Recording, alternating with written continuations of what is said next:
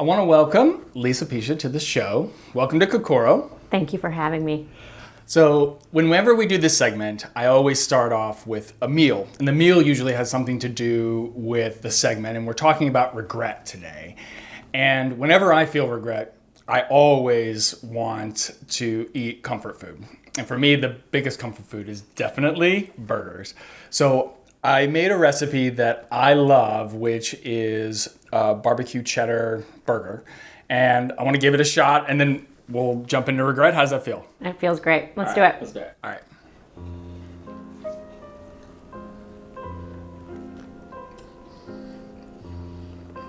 I've never had barbecue sauce on a burger before. Really?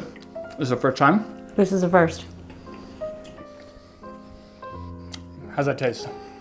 It tastes amazing. Is it okay? Mm-hmm. Yeah. So why don't you tell us a little bit about yourself? Who are you? What do you Sure. do? Kind of give us some background. I am a marriage and family therapist and a relationship coach. I've been working with individuals and couples for about 20 years in the space of private practice.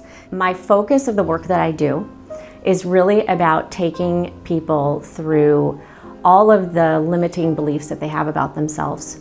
The goal is essentially to be able to go into a partnership or live into a partnership with the best part of yourself and consciously becoming very aware of what that feels like and looks like in partnership all the time. So we're here to talk today about regret. It's a big And topic. I am sure you deal with a lot of people who feel regret in their life. So why don't we start by kind of talking about the different types of regret that people feel? Maybe you can walk us through a few of those. There's a lot of different types of regret that people feel. I think primarily the kind of regret I see falls into one of two categories. A circumstance in which a choice was made and they regret making that decision.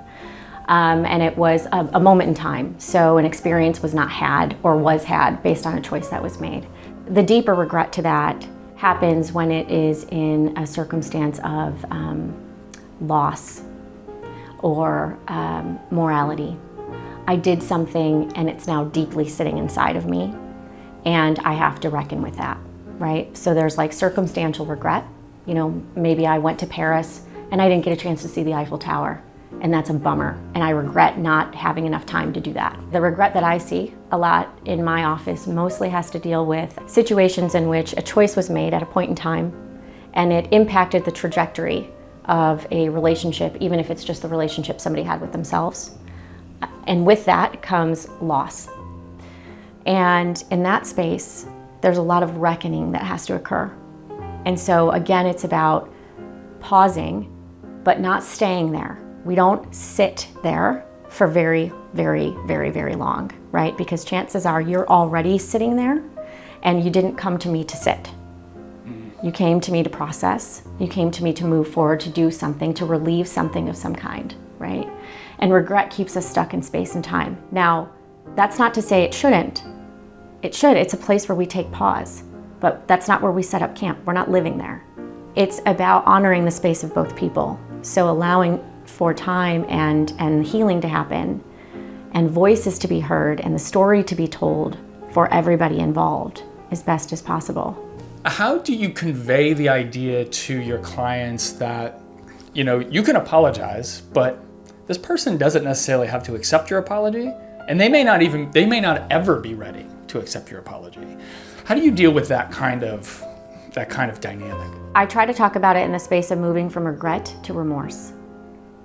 You can be regretful, but that doesn't help anybody and it doesn't help you. But it's being able to look at the person, me being able to look at you and say, I want to apologize. I'm sitting in this space with you. I hear you. I'm validating you over and over again. I will sit here as long as you need me to.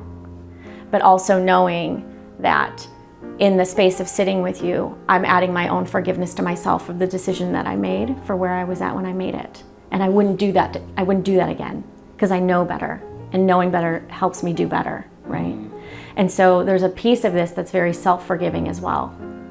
Right? And the allowance of that forgiveness to yourself is, even if you don't forgive me, I have to find it within myself because I can't sit here. I'm not going to grow from here.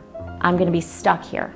It doesn't change the fact that you did the thing. Right. It doesn't erase anything. But what it does do is it gives you permission, in a sense, to forgive yourself so that you can move forward and hopefully not make that same decision again, that you can learn and say, okay, I really made this mistake, I understand it, and I'm going to change so that it doesn't happen next time. What do you think is needed inside of somebody? Because there's some people who don't learn. Some people, they just keep making the same mistakes over and over again. Right. The regret is not teaching them. Is there a factor inside of people who you meet who you say, oh, this is a person who's going to learn, they're going to move forward, they're going to be able to figure out and do better next time? Yeah. What do you see as being kind of part of the qualities and characteristics? I love that question so much, because there is a difference, right, in the people that can move forward with it and the people that will make the same mistake over and over again.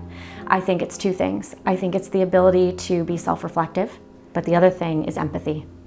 I have to be able to have perspective on what that experience was like, down to its fullest, down to like the senses inside myself of what it would feel like to be in your position, right?